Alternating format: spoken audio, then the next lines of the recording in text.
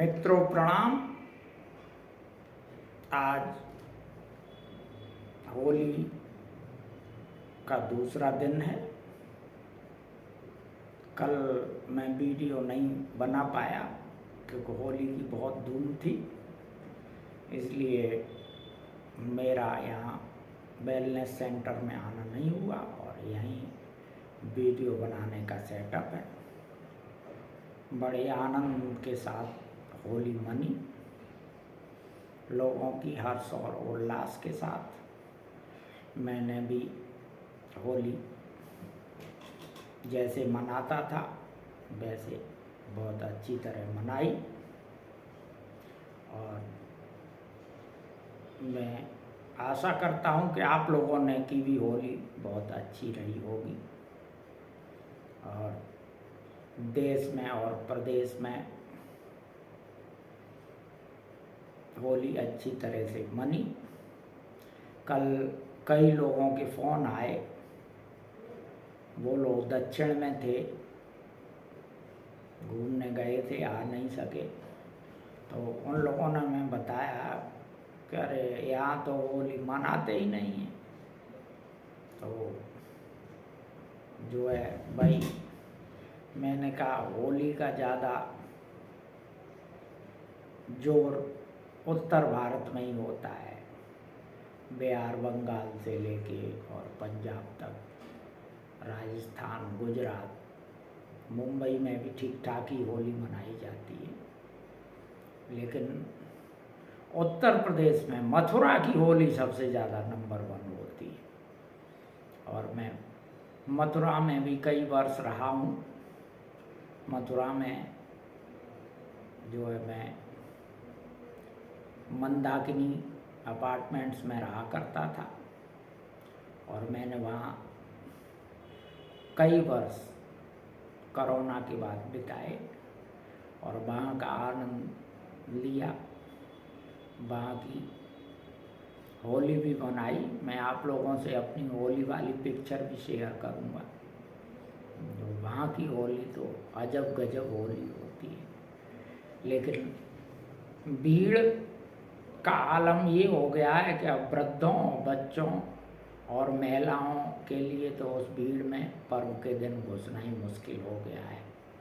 पर्व की तो दूर की बात है, सैटरडे संडे भी इतनी भीड़ हो जाती है कि जो है वहाँ आप घुसने की हिम्मत नहीं कर सकते। यंग लोगों का ही काम है। इसलिए मैं जब वृंदावन में था तो मेरे दर्शन कम हो पाते थे क्योंकि इतनी भीड़ रहती थी, पर्व पे मैं दर्शन कर ही नहीं पाता था और करना पसंद भी नहीं करता। धक्का मुक्की इतने कहा कि दर्शन करने का क्या औचित्य है जब तक मन शांत न हो और मन रसमग्न न हो, एकाग्र न हो, तो वहाँ दर्शन का क्या औचित्य है। हाँ, मैं इतना बता दूंगा कि जो राधा वल्लभ जी का मंदिर है और बांके बिहारी का मंदिर है वो काफ़ी लोगों की आस्था का केंद्र है। इस वजह से वहाँ जो है तरंगें, वाइब्रेशन बहुत ज़्यादा है, क्योंकि मूर्ति की प्राण प्रतिष्ठा के बाद जितने लोगों का वहाँ श्रद्धाएं घनीभूत होती हैं, उसके बाद जितना लोगों का आज्ञा चक्र सक्रिय हो वहाँ जाके प्रेम से मूर्ति के दर्शन करता है, तो वहाँ जो है वाइब्रेशन बढ़ता चला जाता है। क्योंकि आप लोगों को शायद पता होगा या ना होगा, लेकिन मूर्ति का भी एक विज्ञान है। जिसने मूर्ति का विज्ञान शुरू किया वो बड़ा विद्वान रहा होगा, क्योंकि कारण क्या था कि इससे पहले जब मूर्ति पूजा नहीं थी तो लोग निर्गुण निराकार की पूजा किया करते थे, और फिर जैसे जैसे लोग कॉम्प्लिकेटेड होते गए तो उनके मन में वो ध्यान योग ये सब करना उनके लिए मुश्किल हो गया। तो जो है तब किसी विद्वान ने मूर्ति का विज्ञान का प्रतिपादन किया और उस से मूर्ति पूजा की शुरुआत हुई। ये कब हुई ये नहीं पता, समझ गए, सबके अपने अलग अलग मत हैं, लेकिन उसके कब शुरू होने से हम लोगों का क्या मतलब है, चाहे वो 5000 साल पहले हुई हो या 2000 साल पहले, उससे कोई अर्थ तो निकलता नहीं है। लेकिन हाँ, ये भी एक विज्ञान है, पूरा साइंटिफिक है। उसने एक सुंदर सी मूर्ति बनाई। आपने देखा होगा जो मूर्ति होती है बड़ी सुंदर और आकर्षक बनाई जाती है, जिससे और उसको बहुत अच्छे कपड़े पहनाए जाते हैं ताकि वो अपने आप की दृश्य इंद्रिय को सुख दे, आनंद दे।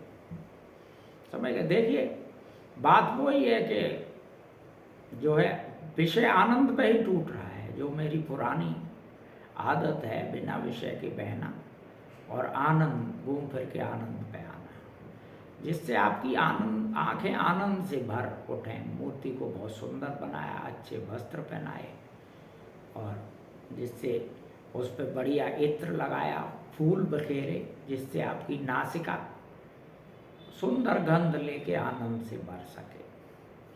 फिर वहाँ घंटा नाद बनाया, तरह तरह का घंटा, घड़ियाल, शंख। इससे क्या है ना कि आपके कान भी आनंद से भर सके और आप जो है रसमग्न हो सकें। चाहे वो 2 मिनट को ही आप दर्शन को जाते हैं तो आप रसमग्न हो जाते हैं, 2 मिनट दुनिया को भूल जाते हैं। और यही ध्यान की कला थी पहले से। तो उन लोगों के लिए जो जिनको ध्यान वगैरह करने में कठिनाई होती थी कॉम्प्लिकेशन की वजह से, तो वो लोग मूर्ति के माध्यम से थोड़ा ध्यान में प्रवेश करने की कोशिश करने लगे और प्रविष्ट होने लगे और भक्ति में गहराई लाने लगे। उनका वो जो है रसमग्नता बढ़ने लगी। तो ये मूर्ति का विज्ञान था और इसलिए फिर मंदिर बने और मंदिरों में मूर्तियां स्थापित की गईं। फिर वहाँ धीरे धीरे भीड़ बढ़ने लगी।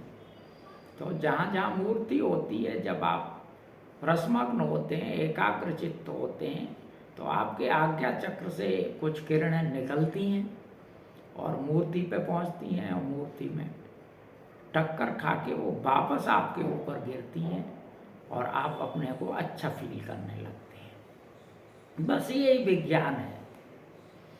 तो ये विज्ञान था, लेकिन धीरे धीरे उस विज्ञान को धीरे धीरे कालांतर में लोग बिगाड़ते चले गए।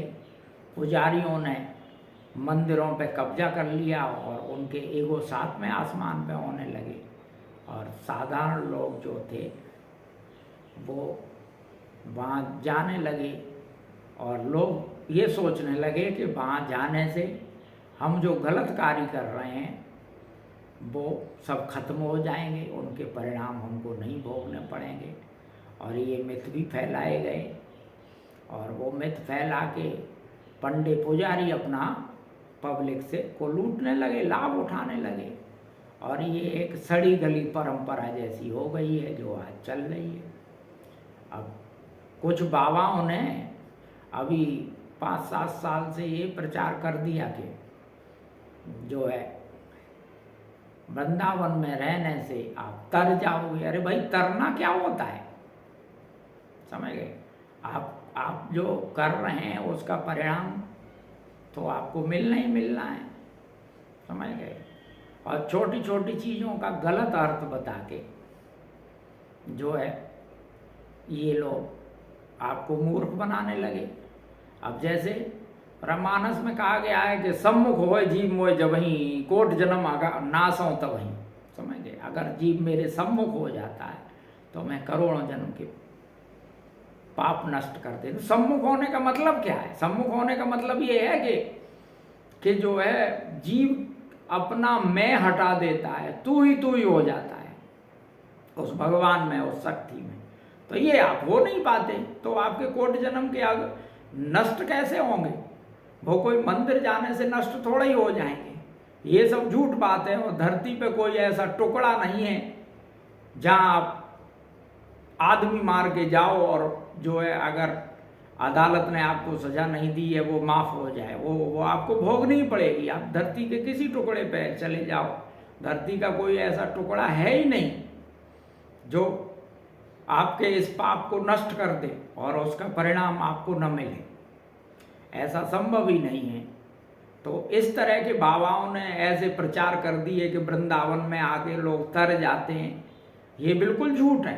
कहीं आप नहीं तरेंगे। इससे भीड़ और बढ़ गई वृंदावन की, और इंफ्रास्ट्रक्चर इतना है नहीं, और बड़े बड़े हादसे होने लगे वहाँ। उन बाबाओं को बहुत पाप लगेगा। वृंदावन तपस्थली है, साधुओं के लिए है, वहाँ खारा पानी था। आप लोग ग्रस्त तो वहाँ जो है जाएं और दर्शन करें और लौट आएँ, समझ गए। वो बसने की जगह नहीं है।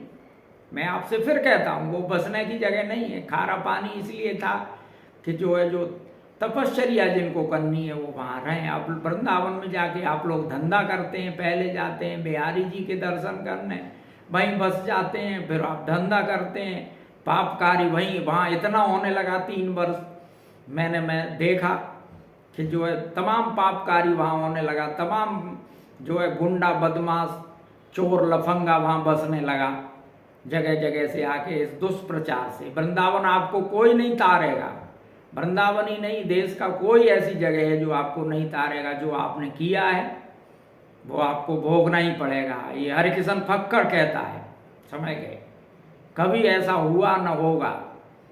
और जो है दर्शन से नहीं आप तर रहे, और तरना होता ही क्या है, समझ गए। मैंने आपको बहुत अर्थ बता चुका हूँ इस पर। आपको जीते जी आनंद आ जाए और मृत्यु का भय न लगे, यही तो तरना होता है। और क्या तरना होता है? कोई भगवान जी जो है क्या कहते हैं तुम्हें लेके जो है क्या कहते हैं कोई विशेष स्थिति थोड़ा ही पैदा करते हैं। भगवान तो एक एनर्जी है, आप समझो इस चीज़ को।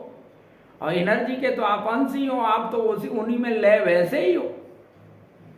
तो इसलिए इन सब चक्करों के बजाय आप वृंदावन में जाएं और दर्शन करें, लौट आएँ। और जो है क्या कहते हैं 2 रुपए की प्रॉपर्टी आज 100 गुना बढ़ गई वहाँ 10 साल में। हद हो गई है वहाँ। और बिल्डरों के लाभ हुए, बिल्डर मालदार हो गए, बाबा मालदार हो गए, पंडा मालदार हो गए। आपको क्या लाभ हुआ वहाँ का? आप तो जैसे कि तैसे हो। इसलिए मैं आप लोगों से प्रार्थना करता हूँ वृंदावन में न बसें, आप वहाँ जाएं, दर्शन करें और सीधे वापस आ जाएं। तो और धीरे धीरे आनंद की कला सीखें। आनंद से जीवन को अगर आपने जी लिया तो आप तर भी गए, आप मुक्त भी हो गए, ना आपको मृत्यु का भय लगेगा, समझ गए। आप सफल हो। और सफलता कर्तव्य पालन से धर्म पालन होता है, और धर्म पालन ही आपको आपकी सदगति करता है। सदगति का मतलब है आप बिना भय के अपना शरीर त्याग रहे हैं, ये सदगति होती है और कुछ नहीं है। इसी के साथ आज की बात मैं समाप्त करता हूँ, और जो है आपको होली की बहुत बहुत हार्दिक शुभकामनाएं देता हूँ, और आपको भूरि भूरि धन्यवाद देता हूँ। प्रणाम।